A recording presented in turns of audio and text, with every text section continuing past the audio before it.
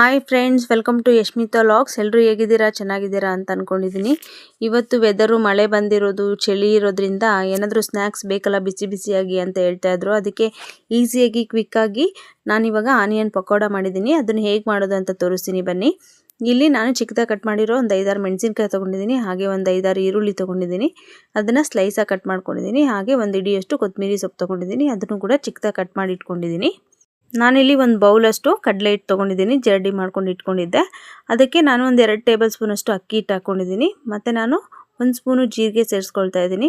ಅದಾದ ನಂತರ ರುಚಿಗೆ ತಕ್ಕಷ್ಟು ಸಾಲ್ಟ್ ಹಾಕ್ಕೊಂಡಿದ್ದೀನಿ. ಅದಾದಮೇಲೆ 1/4 ಟೇಬಲ್ ಸ್ಪೂನಷ್ಟು ಸೋಡಾ ತೊಗೊಂಡಿದ್ದೀನಿ. ಇವಾಗ ಚಿಕ್ಕದಾಗಿ ಕಟ್ ಮಾಡಿರೋ ಅಂಥ ಹಸಿಮೆಣಸಿನ್ಕಾಯಿ, ಈರುಳ್ಳಿ ಎಲ್ಲನೂ ಮಿಕ್ಸ್ ಮಾಡ್ಕೊಳ್ತಾ ಇದ್ದೀನಿ.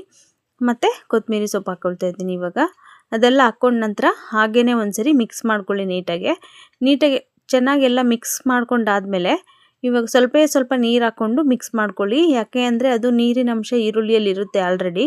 ಹಂಗಾಗಿ ನೀವು ಅದನ್ನು ಸ್ವಲ್ಪ ಹೊತ್ತು ಏನಾದರೂ ಬಿಟ್ರಿ ಅಂದರೆ ಫುಲ್ಲು ನೀರು ಥರ ಆಗೋಗ್ಬಿಡುತ್ತೆ. ಹಂಗಾಗಿ ನೀವು ಸ್ವಲ್ಪನೇ ನೀರು ಹಾಕ್ಕೊಂಡು ನೋಡ್ಕೊಂಡು ಮಿಕ್ಸ್ ಮಾಡ್ಕೊಳ್ಳಿ. ನಾನಿಲ್ಲಿ ಒಂದು ಬಾಣಲಿಯಲ್ಲಿ ಎಣ್ಣೆನ ಕಾಯೋದಕ್ಕೆ ಇಟ್ಟಿದ್ದೆ. ಇವಾಗ ಅದಕ್ಕಾದ ನಂತರ ಚಿಕ್ಕ ಉಂಡೆಗಳನ್ನಾಗಿ ಹಾಕ್ಕೊಳ್ತಾ ಇದ್ದೀನಿ. ಮೀಡಿಯಮ್ ಫ್ಲೇಮಲ್ಲಿ ಬ್ರೌನ್ ಕಲರ್ ಬರೋವರೆಗೂ ಫ್ರೈ ಮಾಡಿ, ಆವಾಗ ಕ್ರಿಸ್ಪಿಯಾಗಿ ಚೆನ್ನಾಗಿ ಬರುತ್ತೆ.